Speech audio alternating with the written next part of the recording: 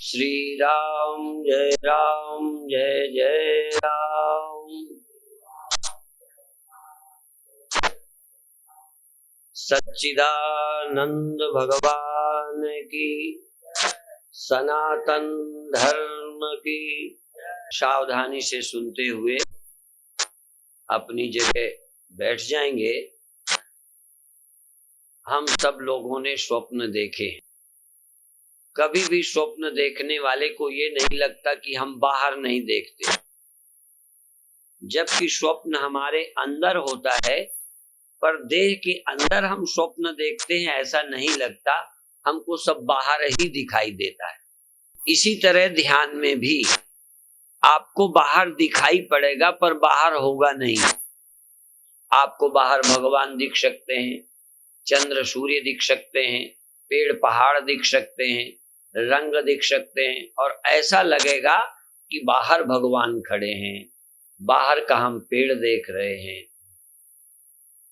और ये चूंकि हमें सब अनुभव हुए हैं इसलिए हम आपको बता रहे हैं। हम एक बार चादर ओढ़े हुए, आंख बंद किए हुए, पीठ की बल लेटे हुए ध्यान कर रहे थे। हमें ऐसा बाहर एक पेड़ नजर आने लगा। हमें ये भी याद है कि हम चादर ओढ़े हैं, ये भी याद है कि हमारी आंख बंद है, पर हमको पेड़ बाहर दिखने लगा। उस पेड़ की डाल में राम लक्ष्मण बैठे हुए दिख रहे थे। हम देख के बहुत आनंदित थे, बहुत आनंद हुआ।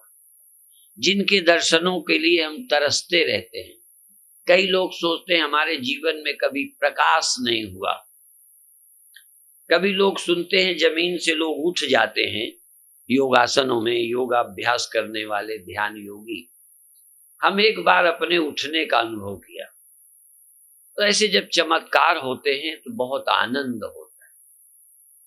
लेकिन एक बात मैं फिर कह दूं, तुम्हें भगवान दिखते हैं, यदि वही कोई दूसरा खुली आंखों बैठा हो तो नहीं दिखेंगे। यदि वो बाहर होते तो बात पास वाले को भी दिखते। मुझे रोशनी हुई, इतना प्रकाश की बर्दाश्त नहीं होता, लेकिन पास में वही बैठे को जो मुझे रोशनी दिखती है नहीं दिखती। चूंकि मैं स्थूल हूं इसलिए मुझे आप भी देख रहे हैं, संत भी देख रहे हैं, चूंकि मैं बाहर हूं। पर भीतर मुझे कोई स्वप्न दिखता है तो पड़ोसी मेरा स्वप्न नहीं देख सकता। यदि मेरे स्वप्ने पड़ोसी को दिख जाएं तब तो हालत और खराब हो जाए। कई स्वप्न इतने गंदे होते हैं जो पड़ोसी को हम दिखाई नहीं सकते, पर फिर भी लोग खुद देखते हैं, पड़ोसी नहीं देखता। ध्यान के अनुभव भी इसी तरह हैं। कई लोग पूछते हैं, एक साधक ने हमें पत्र लिखा कि रात को आप हमारे यहाँ जीने से चढ़कर आए, आपने आशीर्वाद दिया और फिर आप चले गए। आप सचमुच आए थे? पूछा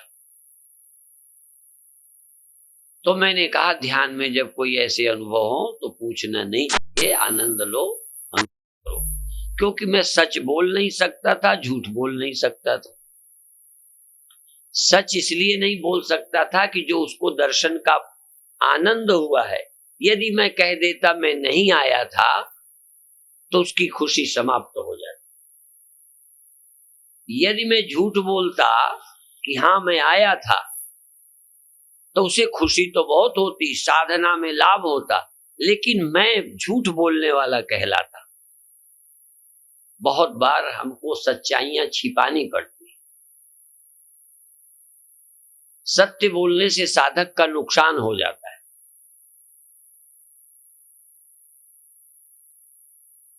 इसलिए साधक को कितना बताना है ये गुरु जानते हैं। कभी कभी मैं बताता हूं, मेडिकल स्टोर में सारी दवाइयां होती हैं। तुम भी ईमानदारी से बताओ, मेडिकल स्टोर में जितनी रखी हैं वो दवाइयां हैं कि कोई कोई दवा नहीं है? मेरे जानते सब दवाइयां हैं, पर सब दवाइयां तुम्हारे लिए नहीं है। कोई किसी के लिए, कोई किसी के लिए। और वही चयन डॉक्टर करता है। वो चुनाव डॉक्टर करता है कि कौन रोगी को कौन सी दवा दे। तो जितने साधन हैं, जितनी पद्धतियां हैं, जितने धर्म मार्ग हैं, सब सच्चे हैं, सब ठीक है। लेकिन गुरु का काम यह होता है तुम्हारे लिए क्या बताए कि तुम लाभ ले सको। इसलिए साधक को थोड़ी थोड़ी बातें बताई जाती हैं। मैंने आपको एक बार में ये बता दिया कि स्वप्न जब आप आंख बंद किए सोए हुए देख रहे थे तो कोई बाहर हाथी देखा था, बाहर सांप देखा था, बाहर कोई मारने वाला देखा था। तो था क्या बाहर? वो मेरे अंदर मनोराज्य में था। ध्यान के अनुभव भी लगभग स्वप्नों की तरह होते हैं, लेकिन उसका बहुत बड़ा लाभ है, बहुत लाभ है। नाद सुनाई देना, भगवान का दर्शन होना, शरीर का जमीन से उठना, शरीर का हल्का हो जाना, पतला हो जाना, फैलते जाना, वजनदार हो जाना, जैसा कि अणिमा लघिमा प्राप्त प्राकाम में इस तरह की सिद्धियों का वर्णन होता है, इस तरह के भी अनुभव होते हैं जमीन से उठने लगने का। एक बार मैं जमीन से उठ रहा था, मुझे बहुत खुशी हुई, फिर भी कौतूहल हुआ। आंख बंद है, शरीर जमीन से उठ रहा है, जानने की उत्सुकता हुई कि देखूं कितना उठ गया। अंदाज था कि मैं 1 फुट ऊपर उठ गया।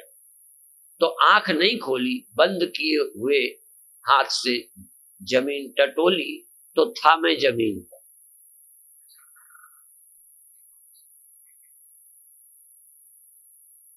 एक मेरे परिचित संत लेटे लेटे ध्यान कर रहे थे, वो जमीन से 15 फुट ऊपर उठ गए और जब ऊपर से गिरने लगे तो चीख निकल पड़ी, बड़ी जोर से चीख।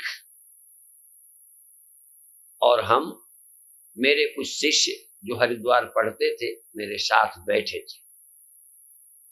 मैंने उनको देखा तो जैसे उत्तान पादासन होता है, लेटे लेटे 2 पैर ऊपर को उठाते हैं और कभी कभी पैर भी उठाते हैं, थोड़ा ही पिछला धड़ भी उठाते हैं, ये कमर नीचे रह जाती है।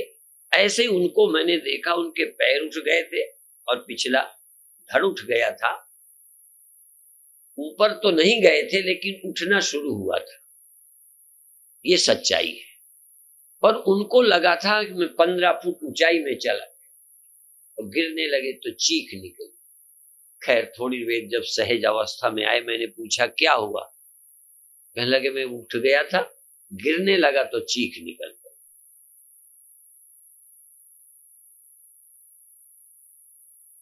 तो शरीर के भीतर योगाभ्यास करते समय बहुत तरह की फीलिंग्स होती है, हल्के हो जाने की, भारी हो जाने की, और कुछ फर्क पड़ता है।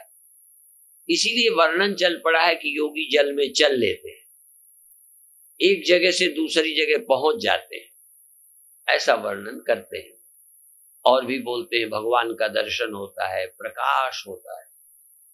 प्रकाश के तो ऐसे अनुभव, इतना ही नहीं, मुझे ऐसा भी अनुभव हुआ जैसे मेरा शरीर लोहे का है और अग्नि में डाल दिया गया है, और अग्नि में डालने से जैसे पूरा लोहा लाल हो जाता है, ऐसे मेरा शरीर अग्नि का गोला बन गया है।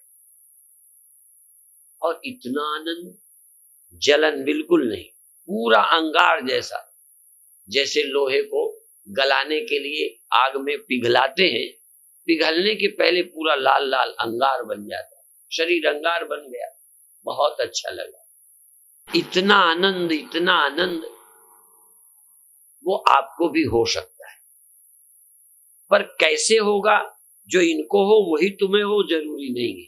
किसी को प्रकाश होगा, किसी की कुंडलनी जगेगी, किसी का आज्ञा चक्र खुलेगा, किसी का अनाहत नाद, कोई जमीन में उठने लगेंगे, कोई फैलने लगेंगे, कोई आकाशवत व्याप्त हो जाएंगे। कभी कभी ध्यान में हाथ ऐसे फैल जाते हैं, भीतर ध्यान करते करते वृत्ति जब व्यापक होती है तो लगता है जैसे हम आकाश के साथ एक हो गए। जितना विस्तृत आकाश, मैं भी फैलता जा रहा हूं। इस तरह के अनुभव होते हैं। इन अनुभवों में कभी आपस में बताकर समझौता नहीं करना चाहिए, क्योंकि एक का अनुभव दूसरे से मेल नहीं खाएगा, बहस करोगे। उन्हें प्रकाश हुआ, तुम्हें नहीं हुआ, तुम दुखी हो जाओगे कि इनको तो रोशनी हुई, मुझे नहीं हुई। किसी को भगवान का दर्शन हुआ, मुझे नहीं हुआ, तो आपको ग्लानि होगी। लेकिन कुछ न कुछ सबको होगा, अनुभव होगा।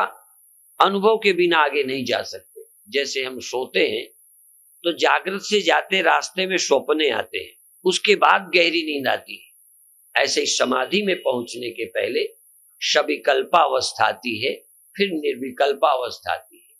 ये अनुभव सविकल्पावस्था के हैं। प्रकाश दिखना, भगवान दिखना और दिव्य रंग, हरे पीले रंग दिखना, बादल दिखना, गुफाएं दिखना, सिद्ध पुरुषों का दर्शन होना। मुझे एक बार तो राम लक्ष्मण के दर्शन हुए, एक बार कोई सिद्ध संत के दर्शन हुए, एक बार कोई फकीर के दर्शन हुए, और बहुत खुशी। उन दिनों जब ये अनुभव होते थे तो वेदांत तो मुझे फीका लगता था। आप जानते हो, हम वेदांतियों के शिष्य, मेरे गुरुदेव कट्टर वेदांती, और मैं आचार्य शंकर के चिंतन से प्रभावित। लेकिन फिर भी कितना आप बड़े ज्ञान की बात करो, जवानी के सुख में, काम सुख में बड़े बड़े ऋषि तक फिसले। वो एक सुख है जिसको आप निगलेक्ट नहीं कर सकते। तो जैसे कई बार ज्ञान की बात करने पर काम सुख आदमी को घसीटता है, पैसा घसीटता है, मान खींच लेता है। जब ये हमको घसीट सकते हैं तो ध्यान के चमत्कार क्या नहीं हमें खींच सकते? तो ध्यान के ऐसे चमत्कार होते हैं कि बड़ी ऊंची बात करने वाले भी उससे चमत्कृत हो जाते हैं। क्या दिव्य अनुभव, मैं उड़ रहा हूं। इसी तरह मुझे कोई आग में फेंक दे और मैं जलूं नहीं, ध्यान में ही सही, स्वप्न में ही सही, किसी ने फेंका, पर मुझे अनुभव हो रहा है कि आग मुझे जला ही नहीं रही, तो खुशी नहीं होगी। मुझे आग में फेंक दिया, प्रहलाद को आग में फेंका गया, पहाड़ से गिराया गया, मीरा को जहर दिया गया और जहर उस पर असर नहीं किया, तो कितनी खुशी मीरा को होगी। तुम्हें स्वप्न में ही सही, ध्यान में ही सही, पहाड़ से फेंक दिया फिर भी कुछ नहीं। एक बार स्वप्न में मगर मेरे पीछे पड़ा, मैं भागूं भाग न पाऊं, गिर गिर पड़ूं, बस मरने की नौबत आ गई। इतना बेचैन था, पर अचानक फिर उड़ गया, चिड़िया बन गया। तो चिड़िया बन के इतनी खुशी हुई कि अब मरने से बच गया। जगने में तो लोग बचते ही हैं, नींद खुल जाने में मरा हुआ व्यक्ति बचा हुआ मिलता है, पर मैं स्वप्न में ही बच गया। स्वप्न में ही मर रहा था, मगर पीछे पड़ा था, मैं चिड़िया बन गया। तो इस आत्मज्ञान की बात छोड़ो, इस शरीर को कोई आग पर फेंक दे, तुम न जलो, तो मालूम पड़ेगा अरे योग का इतना बड़ा चमत्कार। अग्नि नहीं जलाती, पानी नहीं गलाता, आत्मा को नहीं गलाती, वो बात अलग है। पर यदि शारीरिक तल पर, यौगिक तल पर हमें कोई ऐसी फीलिंग हो कि मुझे ऊपर से फेंक दिया गया, मैं ऐसे में जमीन में आया जैसे कोई फूल गिरता है। एक बच्ची झांसी में सीढ़ियों से गिर पड़ी, लुढ़कते लुढ़कते नीचे आ गई। जब उससे पूछा गया तो कहती जब ऊपर से गिरी, स्वामी जी ने मुझे गोद में ले लिया था, आराम से नीचे आई, मुझे लगा ही कुछ नहीं। ये चमत्कारों का क्षेत्र है, उनको इनकार नहीं किया जा सकता। मीरा की बात को हम गप नहीं कह सकते, प्रहलाद की बात को गप नहीं कह सकते। नहीं, प्रहलाद ही क्यों कहते, ऐसे तो हम सब अविनाशी हैं, हम नहीं मरते। प्रहलाद उस समय जब नहीं मरे, कोई चमत्कार घटा, आग लगाई गई, नहीं जले, ये तो कथा प्रसिद्ध है। होलिका लेकर बैठी, आग में बैठी, आग लगा दी गई, होलिका जल गई, प्रहलाद नहीं जले। आत्मज्ञान के साथ साथ कुछ चमत्कार होते हैं। महर्षि अरविंद का शरीर छूट गया, 5 दिन उनके शरीर में कोई मृत्यु के चिन्ह नहीं आए। 5 दिन तक उनके शरीर में मृत्यु के चिन्ह, शरीर का नीला पड़ जाना, गलने लगना, बदबू आने लगना, सहज ही प्राणांत हो जाए तो शरीर सड़ने लगता है। 5 दिन तक शरीर का न सड़ना, यद्यपि बाद में उनका सड़ेगा, उनको समाधि दी गई, लेकिन तुरंत सड़ने लगना। कई का तो जिंदगी में सड़ रहा है। जिनके जिंदे में ही शरीर सड़ रहे, गल रहे, बह रहे, उनके क्या कहें। तो योग का प्रभाव शरीर पर भी पड़ता है, मन पर भी पड़ता है। वेदांत सिर्फ हमें तत्व ज्ञान देता है जिससे हम अपनी आत्मा की मुक्तता को जानते हैं। इसलिए बहुत लोग योग और वेदांत नाम से पत्रिकाएं निकालते हैं। हमने सम्मेलनों का नाम रखा है भक्ति योग वेदांत सम्मेलन। हम वेदांत बोलते हैं, हम ध्यान भी कराएंगे, इसलिए कि जो जिस स्तर का है उससे लाभ लेना शुरू कर दे। और अंत में परम लक्ष्य, क्योंकि एक दिन ध्रुव भी नहीं रहे, प्रहलाद भी नहीं रहे, मीरा भी नहीं रही। यद्यपि वो चमत्कार हुए, पर एक दिन आया जब मीरा का भी शरीर नहीं रहा, राम और कृष्ण के शरीर नहीं रहे, मेरे गुरुदेव का शरीर नहीं रहा, बाल ब्रह्मचारी। अरे भाई, तुम तो चलो बाल ब्रह्मचारी नहीं हो, संयम का भोजन नहीं करते, मेरे गुरुदेव क्या खाते रहे सबको मालूम। कितने बड़े त्यागी, तपस्वी, ब्रह्मचारी, संयमी, फिर भी शरीर उनका बूढ़ा हुआ। तो इसका मतलब ये नहीं है कि हमारे ब्रह्मचर्य का कोई लाभ नहीं है, लेकिन शरीर तो शरीर है, एक दिन नहीं रहेगा। उस सत्य के ज्ञान के लिए कि हमें मृत्यु का भय जाए, उसके लिए परम आवश्यक है ब्रह्म ज्ञान। परंतु अभी हम ध्यान शुरू करेंगे, कुछ अभी अभ्यास बताता हूं। यद्यपि मेरा विषय प्रवचनों का विशेष है, मैं चिंतन की गहराइयों पर ले जाता हूं, पर इसमें भी मैंने थोड़ा सा विषय दे ही दिया कि जब आप ध्यान में प्रवेश करोगे तो अनुभव होंगे, और पूरी ईमानदारी से अनुभव करना चाहिए। कल्पना मत करो, धारणा मत करो। तुम स्वप्न में स्वप्न की कल्पना नहीं करते हो, सो जाते हो, स्वप्न अपने आप हो जाता। ऐसे ही ध्यान में जाओगे, अपने आप कुछ होगा। आपको लाना नहीं पड़ेगा प्रकाश, आपको लाना नहीं पड़ेगा भगवान, और लाओ तभी आ जाए जरूरी नहीं। आप करते रहो, कुछ अनुभव होंगे, और वो अनुभव आपके लिए बहुत उत्साहवर्धक होंगे। जो आनंद आपको कहीं नहीं मिला, वो आनंद ध्यान में मिलेगा।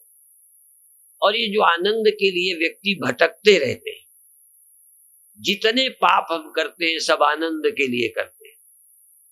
एक भी दुनिया में पाप ऐसा नहीं हुआ जो हमारे अपनी खुशी बढ़ाने के लिए नहीं।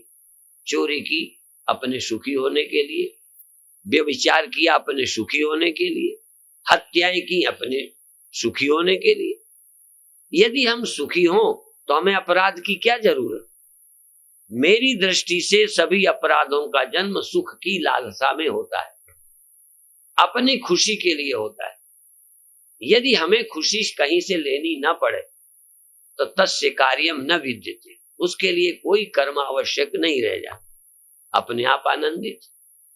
वो क्यों अत्याचारी बनेगा, क्यों अन्यायी बनेगा, क्यों अपराधी बनेगा।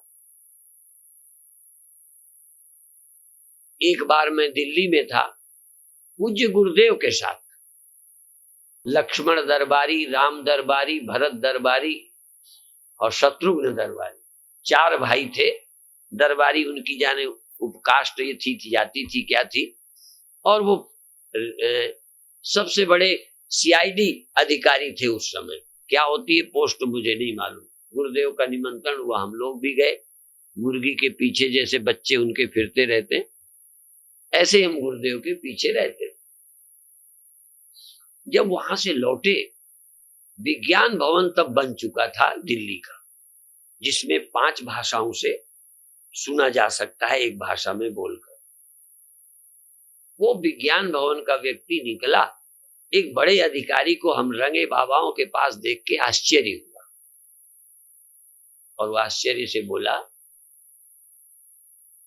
ऐसे कि आज कहां, मतलब तुम इनके साथ कहां?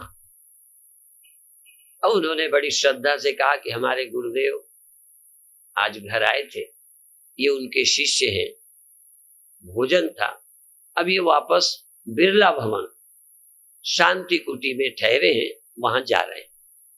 उधर बिरला का नाम, इधर वो अधिकारी गुरुदेव को घर ले गए थे, तो लगा कोई अच्छा ही मामला होगा, इसलिए सहज फिर चर्चा करने लगे कि इनको विज्ञान भवन दिखा दो।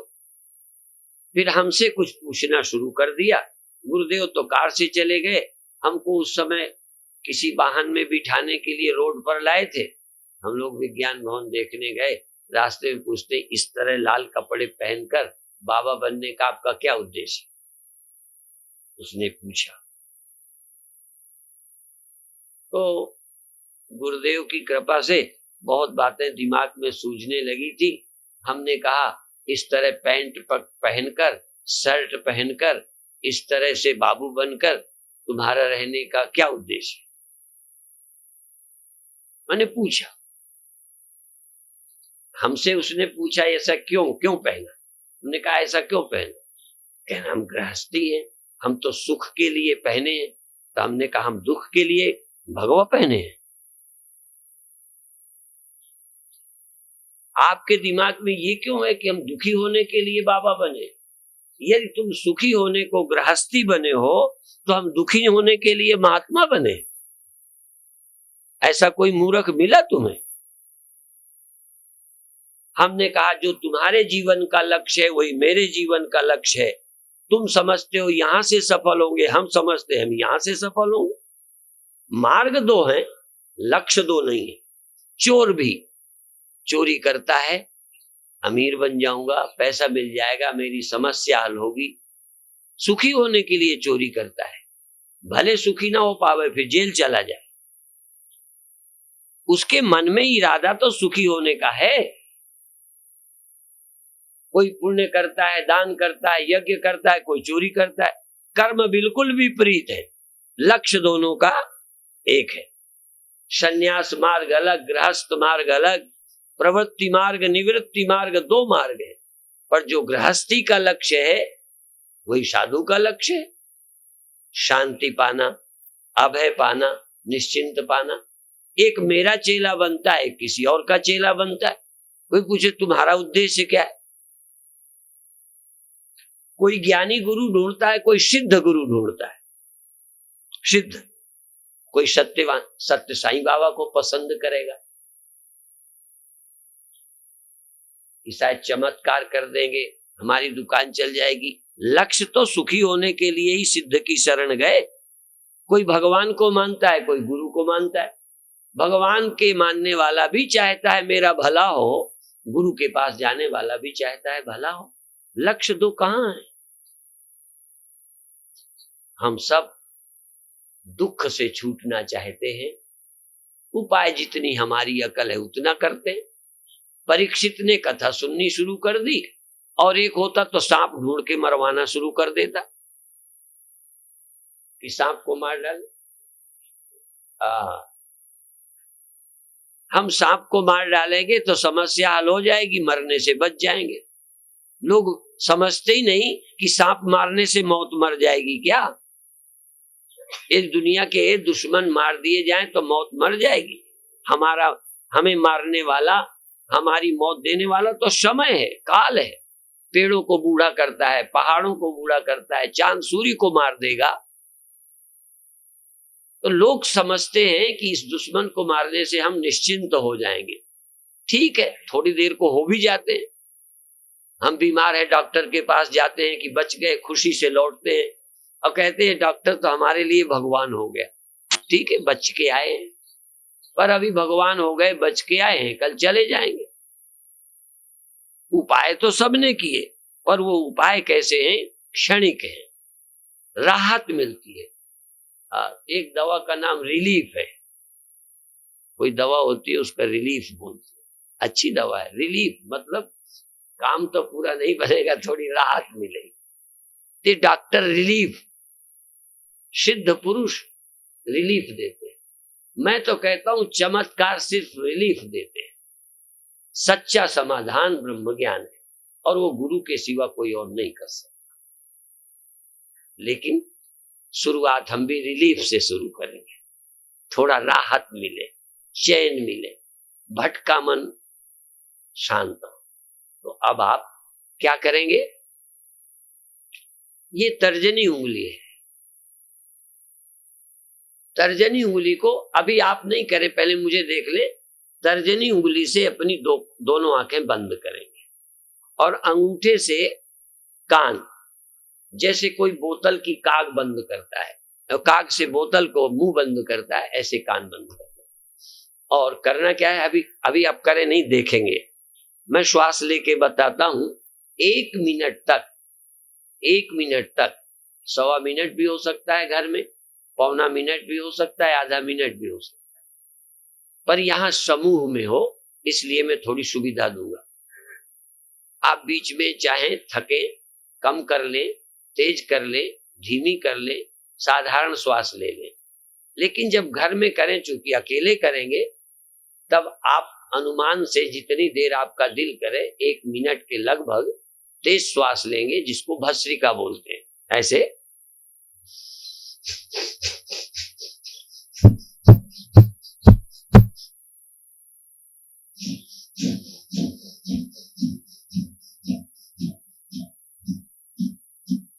एक मिनट तक इस तरह करेंगे।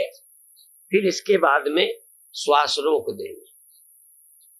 रोकने का क्षण सबका अलग होगा, वो क्षमता सब में बराबर नहीं होती। यद्यपि श्वास लेने की क्षमता भी सब में कम ज्यादा रहती है, परंतु रोकने की तो बहुत फर्क रहता है। तो उतनी देर फिर श्वास ना लेंगे। तो यहां मान लो मैं आधा मिनट रोकूं, अब आधा मिनट सब नहीं रोक सकते, उनके लिए बीच में छूट है कि बीच में नॉर्मल श्वास, आराम की श्वास लेवे और छोड़े, रुकने वाले क्षण पर। तेज वाले में तो ले, जब मैं कहूं रुक जाएं तो बिल्कुल श्वास रोक देना। कोई अंदर चाहे अंदर रोक दे, कोई बाहर चाहे बाहर रोक दे, उतनी देर लेना और छोड़ना बंद रखना। जब इसमें थोड़ी सी आपको बेचैनी सी लगे तो फिर सहज श्वास लेना और छोड़ना, जब तक मैं दोबारा शुरू ना कराऊं। घर में इसकी जरूरत नहीं है। एक बार आप रोकें, जब क्षमता खत्म हो जाए तो तेज श्वास लेना शुरू कर दें, फिर रोकें, फिर तेज शुरू कर दें। 3 बार ये करना है। फिर एक छूट और है, क्योंकि यहां समूह में बैठे हो, इसलिए जब आपकी इच्छा हो हाथ नीचे कर लेना, जब जरूरत हो दोबारा फिर रख लेना। हाथ रखने से ध्यान में मदद मिलेगी, हटाने से थोड़ा बाधा पड़ेगी, लेकिन हाथ दर्द करेंगे तो रखना भी तो बाधा है, इसलिए हटा लेना, दोबारा फिर रखना। ये प्रयोग आपको करीब 10 मिनट करना है। तो पहले 1 मिनट, फिर रुकना, फिर 1 मिनट, फिर रुकना, फिर 1 मिनट।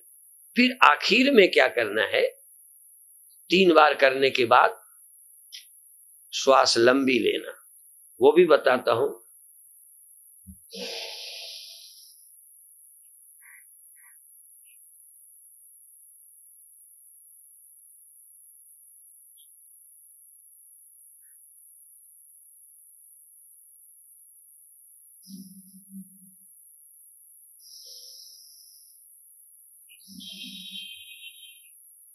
इसमें सबकी क्षमता अलग अलग रहेगी।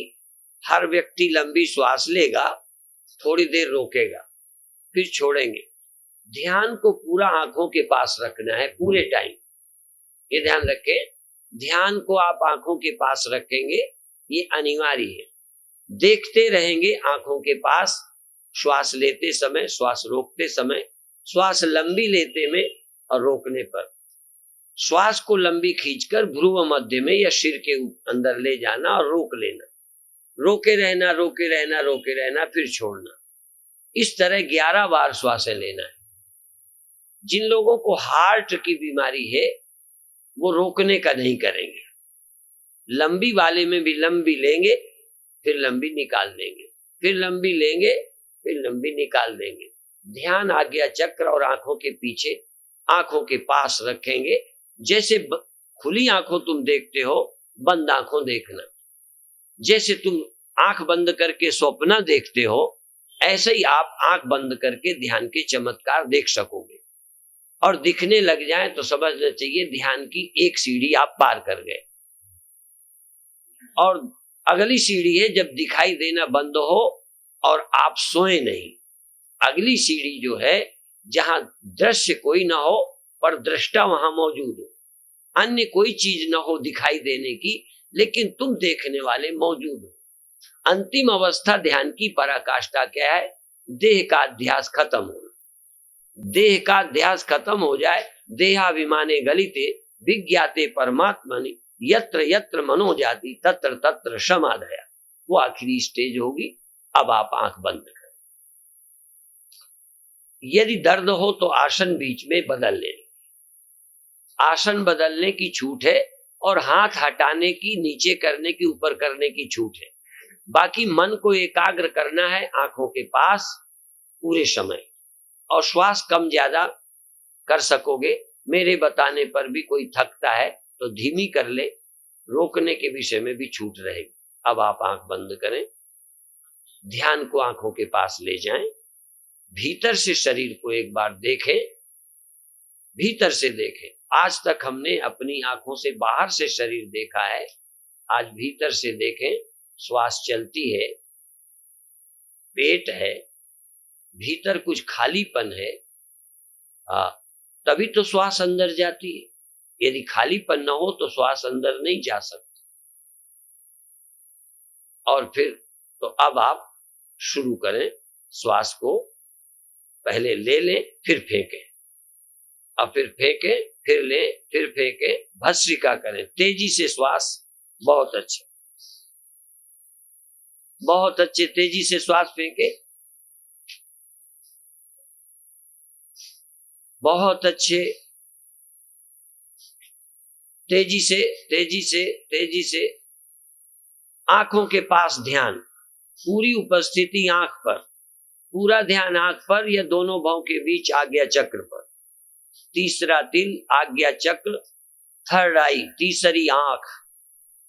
शिव जी के तीसरी आंख खुल गई थी, आपकी भी तीसरी आंख खुलनी चाहिए। ये दोनों बंद रखें तब तीसरी खुलेगी। बहुत अच्छे, बहुत अच्छे। रुक जाएं, स्टॉप, ठहर जाएं, ठहर जाएं। साथ में करने वाले आज्ञा का पालन करें। मंच वाले भी, जिन्हें बहुत मन की करना है अकेले करें, जिससे बाधा नहीं पड़े औरों को। यद्यपि आनंद आता है तो लगता है किए जाएं, किए जाएं, किए जाएं, लेकिन सीखना है तो बिल्कुल नए सिरे से सीखें। थोड़ी देर बंद कर दें, श्वास बिल्कुल न लें। यदि लेना ही पड़े तो धीमी श्वास चुपचाप ले लें, चुपचाप छोड़ दें। रोकने के क्षणों पर बिल्कुल रोक देना है, पर फिर भी आपकी क्षमता को देखते हुए छूट है। जब चाहें धीरे से श्वास लें, धीरे से छोड़ें। ध्यान को आंखों में रखें, आज्ञा चक्र पर रखें। अब दूसरी बार फिर श्वास शुरू करें, फिर तेज श्वास बिल्कुल लीजिए, फेंकिए। बहुत अच्छे, होश से, होश से, ध्यान से। भीतर पूरे सजग रहें, सोए सोए नहीं, होश में। तुम भीतर जागे रहो, तुम्हारा जागना जरूरी है। तुम अंदर जागो और जागो और जागो, होश से।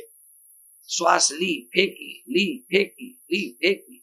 देख रहे हो, देख रहे हो, देख रहे हो, देख रहे हो। बहुत अच्छे। स्टॉप, ठहर जाएं, एकदम ठहर जाएं, एकदम ठहर जाएं। शांत, शांत। श्वास न लेना है न छोड़ना है, एकदम रुक गए। सारा शरीर ठहर गया, प्रतिमा की तरह रुक गए। फिर भी जरूरत पड़े तो आराम की श्वास लेना और छोड़ना। बहुत अच्छे। किसी के हाथ में थकान आए तो हाथ बदल सकते हैं, नीचे कर सकते हैं, दोबारा रख सकते हैं। आलस्य नहीं करना है। यदि बाधा पड़ती है तो परिवर्तन की छूट है, अन्यथा तो एक तिल भर भी स्वतंत्रता नहीं है, जरा भी कोई स्वतंत्रता नहीं। लेकिन यदि कोई साधना में बाधा है तो उसके लिए छूट है। तीसरी बार फिर श्वास लीजिए, शुरू करें। ध्यान भीतर, आज्ञा चक्र पर, तीसरे तिल पर, तीसरी आंख, तीसरी आंख, तीसरी आंख खोलें, तीसरी आंख खोलें, तीसरी आंख खोलें। आज्ञा चक्र के पास दोनों भौं के बीच तीसरी आंख होती है, उसे खोलें। ये बंद रखें, भीतर की खोलें। श्वास लेते रहें, तेज श्वास, तेज श्वास, तेज श्वास। बहुत अच्छे। अब रुक जाएं, रुक जाएं, 5-10 सेकंड विश्राम करें, अंदर होश रखें, ध्यान पूरा, चेतनता पूरी, सजगता पूरी, और फिर धीमी धीमी लंबी श्वास लें, रोकें और छोड़ें। रोकना बहुत अच्छा है, केवल हार्ट के बीमार नहीं रोकें। लंबी श्वास लें, थोड़ा रोकें और फिर थोड़ी देर बाद धीमे से श्वास छोड़ें। जब श्वास रोकें तब मन की एकाग्रता पूरी, ध्यान पूरा आज्ञा चक्र पर, दोनों भौं के बीच में, तीसरे तिल पर, नाक के ऊपर और भौं के शीध में जहां चंदन लगाते हैं वहां चित्त की एकाग्रता करें, पूरे ठहर जाए। बहुत अच्छे। ये देखें कि हम देख रहे हैं, आप अंदर से देख रहे हैं, आंखें बंद हैं पर आप तो जाग रहे हैं, कान बंद हैं पर आप तो जाग रहे हैं। बाहर से मन हटा लिया पर अंदर तो आप होश में हैं। जैसे कोई अपने मकान के बाहर से भीतर आ जाए। मकान के भीतर गेट से बाहर झांक रहे थे, खिड़कियों से झांक रहे थे, अब खिड़की दरवाजे बंद कर लिए, घर के भीतर जाग रहे। ये शरीर तुम्हारा घर है, यहां जागो और देखो। श्वास लंबी लो, रोको और छोड़ो। जिनको हार्ट की बीमारी है वो लंबी लें और छोड़ें, रोके नहीं। लंबी श्वास लीजिए, लॉन्ग ब्रीदिंग, लंबी श्वास, इनहेल एक्सहेल, अंदर ले जाना बाहर निकालना, इनहेल एक्सहेल। श्वास ले जाओ, वापस करो, होश से श्वास ले जाओ, वापस करो।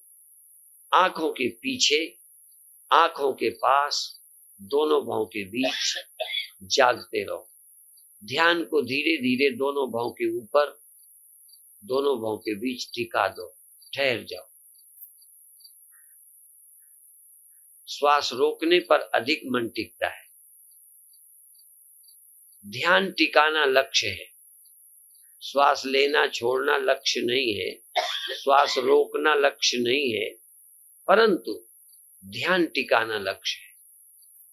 जैसे घर के सभी कमरों में आप जा सकते हो, अपने बेडरूम में रुक जाते हो, इसी तरह से बाथरूम, किचन, आंगन, कमरे, सब जगह शरीर में घूमो, सब जगह शरीर में घूमो, कोई चिंता नहीं। पर आपका बेडरूम दोनों भौं के बीच में है, वहां जाके आराम करो। आपका बेडरूम है, ये आज्ञा चक्र है। मालिक जैसे अपनी गद्दी में बैठा रहता है, सब नौकर काम करते हैं, ऐसे तुम आज्ञा चक्र पर बैठ जाओ। यहां बैठने वाला स्वामी हो जाता है। दोनों भौं के बीच, नाक के ऊपर आज्ञा चक्र पर बैठने वाला जीव स्वामी हो जाता है। उसकी आज्ञा में आंख नाक काम करते हैं और स्वयं मालिक की तरह बैठा रहता है। आप दोनों भाव के बीच में बैठ जाओ, आज्ञा चक्र पर बैठ जाओ, तीसरी आंख खोलो। बस तुम्हारी तीसरी आंख खुली, चितवत काम भयो जरि छारा, जब शिव तीसर नयन उघारा।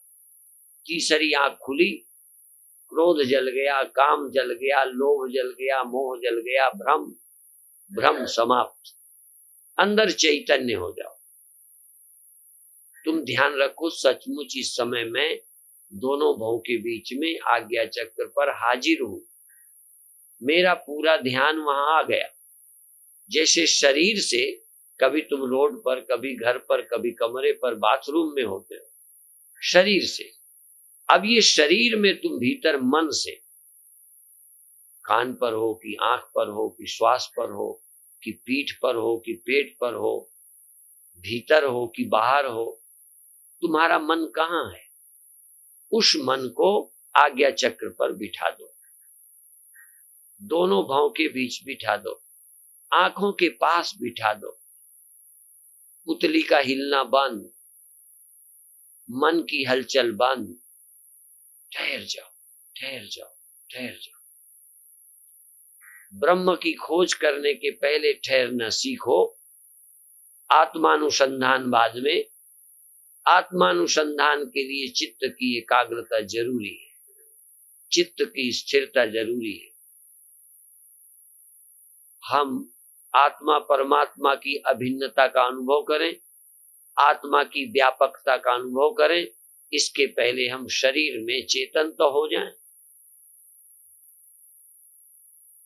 शरीर के अंदर तुम चेतन हो, आंख में भी तुम चेतन हो, कान में तुम चेतन हो। तुम चेतन नहीं होते तो आवाज कैसी? तुम चेतन नहीं होते तो दिखाई देना कैसा? फिर चाहे हरा पीला है, लाल बैंगनी रंग है, प्रातः काल है, सूर्य है, चंद्रमा है, तारे हैं, बिजली है, सर्च लाइट, टार्च की रोशनी, मोमबत्ती की रोशनी, तारों की रोशनी, चंद्रमा की रोशनी, सूर्य की रोशनी, बिना चांद सूरज की रोशनी, केवल रोशनी, केवल रंग, केवल खालीपन, आकाश आकाश आकाश। देखो देखो, कहीं आकाश है, देखो कहीं प्रकाश है, देखो कहीं शून्य है, शून्य, खालीपन खालीपन। श्वास भरो, रोको और देखो।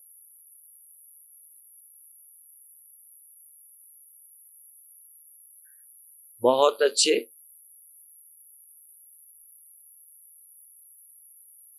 बहुत अच्छे। शांत हो जाओ, चेतन हो जाओ, प्रसन्न। एक मुस्कुराहट, एक शांति, एक प्रसन्नता, प्रसन्नता और चैतन्यता। अभी भगवान को नहीं जानते पर प्रसन्नता जानते हो। आप प्रसन्न हो सकते हो, हंसना जानते हो, अभी हंसा था। मुस्कुराओ। मुस्कुराते में सिर्फ होठ ही नहीं, जैसे कली खिलती है तो अंदर से कुछ खुशबू निकलती है, सुगंध आती है। ऐसे तुम मुस्कुराओगे, मुस्कुराहट में अंदर प्रसन्नता पैदा हो। एकाग्र हो जाओ, शांत हो जाओ, चैतन्य हो जाओ। बिना चैतन्यता के कौन देखेगा प्रकाश, कौन देखेगा अंधकार, कौन देखेगा लाल पीला बैंगनी रंग, कौन देखेगा आकाश, तारे, चंद्रमा, सूरज, दिए की रोशनी। कौन दिन देखेगा, कौन रात, कौन संसार देखेगा, कौन क्रिया जानेगा। शरीर में कोई क्रिया हो गई, पता चला। श्वास चली, पता चला। कुछ हुआ, पता चला। आप तो सिर्फ चैतन्य हो, जो होता है पता चलता है। और आप असंग हो, अलेप। बाहर की किसी चीज से तुम डिस्टर्ब नहीं होते, विक्षिप्त नहीं होते, अशांत नहीं होते। प्रलय ना व्यथंति च। यदि महाप्रलय भी हो तो शांत होकर प्रलय को देखो। पिक्चर में, सिनेमा में आग लगा दिखाते हैं, युद्ध देखते हैं, लेकिन पिक्चर देखने वाले आनंद से देखते हैं। ऐसे ही आज आप ध्यान में एक पिक्चर देखो, सब कुछ हो रहा, प्रकाश आ गया, दुनिया आ गई, चली गई, मन भग गया, मन आ गया, ये हो गया, वो हो गया, होने दो। तुम शांत और चेतन रहकर जानते रहो,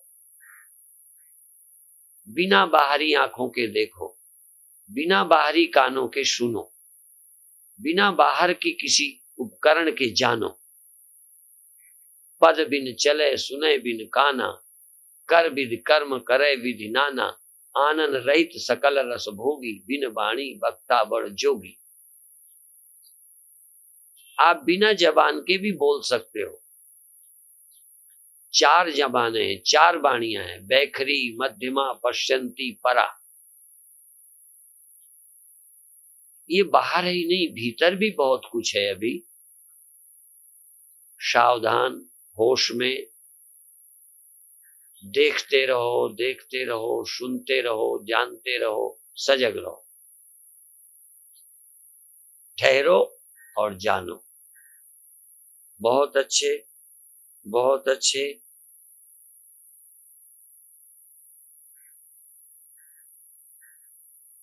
जीवन बदल जाएगा, देखने का ढंग बदल जाएगा, सोचने की पद्धति बदल जाएगी। तुम बदल गए कि दुनिया ही बदल गई। तुम जागृत में हो तो जगत है, तुम स्वप्न में हो तो स्वप्न है, तुम नींद में हो तो नींद है, तुम समाधि में हो तो समाधि है, तुम अपने में हो तो फिर अपने में। जहां तुम वही दुनिया है। तुम इंद्रियों में आ गए तो जगत में आ गए, तुम मन में चले गए स्वप्नों में पहुंच गए, तुम अमन हो गए तो आत्मा हो गए। और ये तुम्ही को होना है। तुम जहां चाहो जा सकते हो, जो चाहो हो सकते हो। सावधान रहो, आज ही चेतन हो जाओ।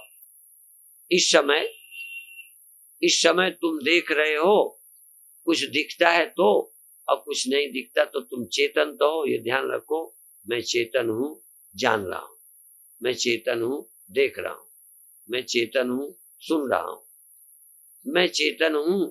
श्वास का नाक से जाना और नाक से लौटना, नाक के छेद में श्वास सिर की ओर जाती है, लौट जाती, सिर की ओर जाती है, लौट जाती। और स्वतंत्र हो, पैर बदलने में, हाथ हटाने में स्वतंत्र हो। कष्ट होता है तो आप स्वतंत्र हैं परिवर्तन करने में, पर ध्यान लगाना है, होश जोड़ना है। और अंत में आखिरी बात, और अब आप सहज हो जाएं, श्वास नाक के छेद से जाने दें और लौटने दें। सबीज श्वास होती है, निर्बीज श्वास होती है, मंत्र सहित श्वास चलती है, मंत्र रहित श्वास चलती है। तो आज आप 2 में से एक मंत्र का चुनाव कर लें, जिसकी जो इच्छा है। चाहे अंदर श्वास जाए तो रा से और लौटाएं मां से, या सो से श्वास ले जाएं और हम से लौटाएं। जबान से नहीं बोलना, श्वास से। और श्वास में भी ध्यान, होश, प्रसन्नता, एकाग्रता, सजगता। प्रसन्न रहें, सजग रहें और एकाग्र रहें, होश में रहें, शांत रहें और नाम लेते रहें, रा मा। बिना जबान के बोलो, बिन वाणी, मन से बोलो। और आगे मन से भी नहीं, तुम बोलो, तुम बोलो रा मा, शो हम, शो हम, शो हम, रा मा। जिनको ज्यादा प्रभु राम से प्रीति है, वो राम नाम श्वास श्वास में सुमिरे। रा से श्वास लें, मां से छोड़ें। कोई सो से श्वास लें, हम से छोड़ें। सो से लंबी श्वास, हम से छोड़ें। नाक के छेद से श्वास अंदर जाती हुई, सो लौटती हुई हम। सब कुछ भूल जाएं, सब कुछ छोड़ दें, कुछ भी नहीं करना, केवल मंत्र का सुमिरन करना है। सुमिरन से चेतना जागेगी, सुमिरन से चेतना आनंदित होगी, सुमिरन से शांति मिलेगी, सुमिरन करते करते समाधि हो जाएगी। और सुमिरत हरि श्वास गति बाधी, सुमिरन करते करते श्वास की गति भी धीमी हो जाएगी, श्वास की गति रुक जाएगी। श्वास की गति बाधित हो जाए, सो हम, सो हम, शो और हम, रा और मां, ये लंबा भी हो सकता है, छोटा भी हो सकता है। जैसे हृदय धड़कता है ऐसे ही छोटा, सो हम, शो हम, रा म, रा मा, शो हम, शो हम, शो हम, शो हम, शो हम, रा म, रा म, रा म, रा और मां जितना लंबा हो सकता है लंबा करें, जितना छोटा हो सकता है छोटा करें, और रा और मां के बीच का जरा गैप बढ़ाएं। रा मां, शो हम, सो हम, शो हम, सो हम, सो हम, सो हम, और लंबा, सो हम, सो हम। शो और हम के बीच की दूरी बढ़ाएं, समय बढ़ा दें, समय बढ़ा दें। सो फिर हम, शांत रहें। सो के समय होश, रुकने के समय होश, हम के समय होश, रा के समय सजग, गैप में सजग, गैप गैप, जहां न रा है न जहां मां है, पर वहां भी आप हैं, जहां न शो है न जहां हम है। सो और हम के बीच में, रा और मां के बीच में एक वृत्ति उठ के रुक जावे, दूजी उठे न वैसे, ताही मध्य आपको देखो और लखाऊं कैसे। शांत रहो, देखते रहो, जो दिखता है देखते रहो। जब वो दिखना बंद हो जाए तब भी देखते रहो, जब नया दिखना लगे तब भी देखते रहो। कुछ दिखाई दे, देखते रहो, वो चला जाए तो चले जाने को देखो, चला गया। जब कुछ और हो तब भी देखो, श्वास आए तब भी देखो, श्वास रुके तब भी देखो, श्वास लौटे तब भी देखो। श्वास आते में मंत्र चला तब भी जानो, मंत्र और श्वास रुक गई तब भी जानो, मंत्र और श्वास लौटी तब भी जानो। आप सजग रहो, चैतन्य रहो, अवेयर, सावधान, होश में। तुम रहो, कोई रहे न रहे, कोई मरे कोई जीवे, कबीरा घोर बताशा पीवे। कोई रहे न रहे, प्रकाश रहे न रहे, अंधकार रहे न रहे, आकाश रहे न रहे, शून्य रहे न रहे, श्वास रहे न रहे, हम तो जाग रहे। एक डॉक्टर ने अपने अस्पताल में लिखा था, कुंडलनी जागे या न जागे, हम तो जाग रहे। कुंडलनी जागे या न जागे, हम तो जाग रहे। कुछ दिखे या न दिखे, हम तो देख रहे। कुछ हो ना हो, हम तो मौजूद हैं। अपनी उपस्थिति, अपनी चैतन्यता, अपनी महत्ता को समझो, और चमत्कार हो तो आनंद से देखो। ये भी देखा, वो भी देख। मेरे गुरुदेव के समय संत बोलते थे, ये भी देखा वो भी देख, इन नैनों का यही सलेख, पर देखत देखत ऐसा देख, मिट जाए दुविधा दिख जाए एक, मिट जाए दुविधा रह जाए एक। जो दिखाई देता है वो सत्य नहीं, सत्य है जो देख रहा है। जो हो रहा वो सत्य नहीं, वो एक स्वप्न है, सत्य है तू जो देख रहा है। जो कुछ भी है, जो कुछ भी है, असल में उसमें देखने वाले की ही सत्यता है।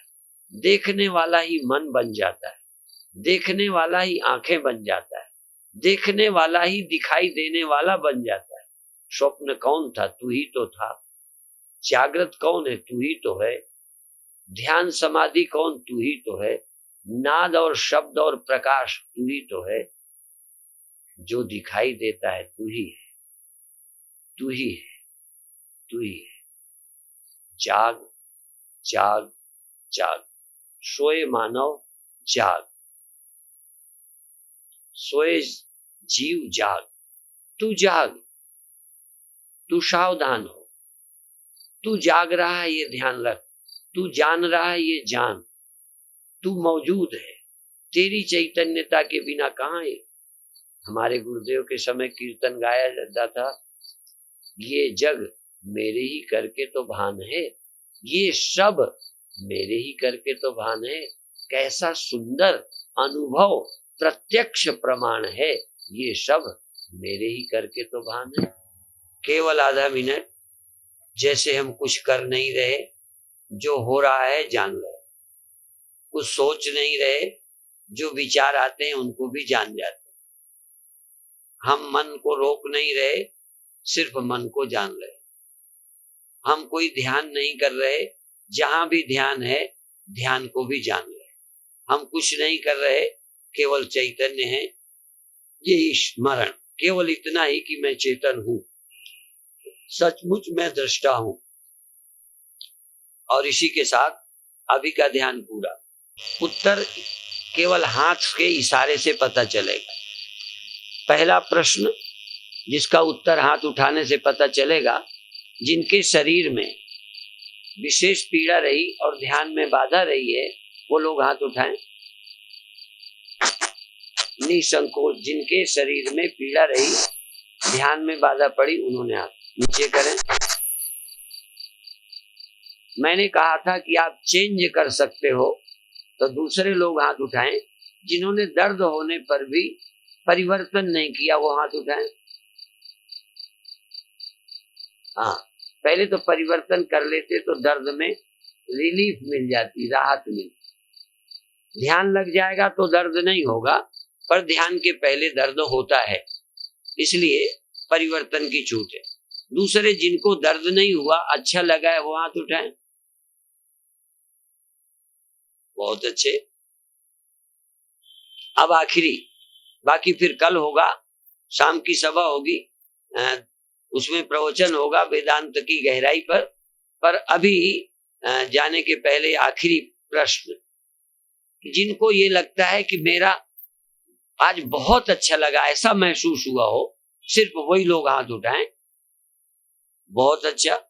तो अब बाकी कल फिर सबसे अच्छा लगेगा। जब कल बहुत अच्छा लगा तो कल फिर इसी टाइम पर आसनों में भाग लीजिए और ध्यान में। शाम की सभा फिर उसी तरह कल की तरह होगी और अधिक से अधिक वेदांत की गहराई पर, उपनिषदों की सत्यता पर चर्चा करेंगे, जिससे आप ब्रह्म ज्ञान को उपलब्ध